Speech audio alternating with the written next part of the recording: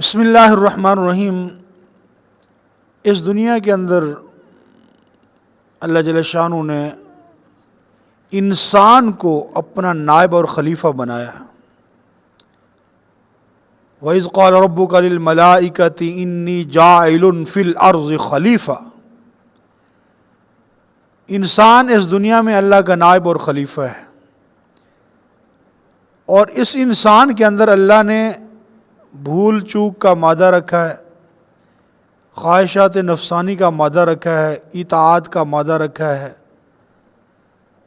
اس دنیا میں انسان سے خطائیں، گناہ ہو جانا، بھول چوک ہو جانا یہ کوئی بعید نہیں ہے، یہ کوئی بڑی بات نہیں ہے، کیونکہ بھول چوک تو ہمارے باپ حضرت آدم علیہ السلام سے بھی ہو گئی تھی، لیکن گناہ ہو جانے کے بعد، اللہ کی نافرمانی اور رسول اللہ صلی اللہ علیہ وسلم سے بغاوت ہو جانے کے بعد، اگر جو انسان اپنے ان گناہوں پر نادم ہوتا ہے، پریشان ہوتا ہے، اور اللہ کی بارگاہ میں آ کر اللہ کے سامنے سجدہ ریز ہوتا ہے اور اللہ سے یہ کہتا ہے یا اللہ تو معاف کر دے، مجھ سے یہ غلطی ہو گئی، تو فرمایا سب سے بہترین گناہگار وہ ہے جو اپنے گناہ کرنے کے بعد توبہ کرتا ہے۔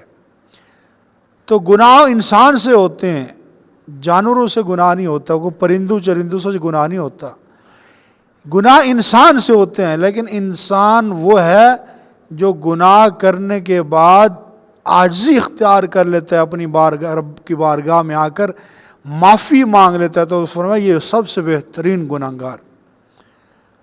انسان کی صفت یہ ہے کہ وہ گناہ کرنے کے بعد اس میں عاجزی آ جاتی ہے، ربنا ظلمنا انفسنا وَإِن لَّمْ تَغْفِرْ لَنَا وَتَرْحَمْنَا لَنَكُونَنَّ مِنَ الْخَاسِرِينَ۔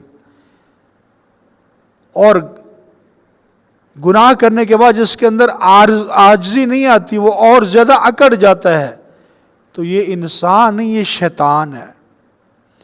اس لیے اصل انسانیت کی روح کیا ہے؟ خطائیں ہو جانے کے بعد، گناہ ہو جانے کے بعد اللہ کی طرف رجوع کیا جائے، اللہ سے معافی مانگ لی جائے۔ تو اللہ غفور رحیم ذات ہے، وہ معاف کرنے والی ذات ہے، اس لیے ہمارا رجوع اللہ کی طرف ہونا چاہیے۔ اللہ جل شانہ ہم سب کی خطاؤں کو معاف فرمائے۔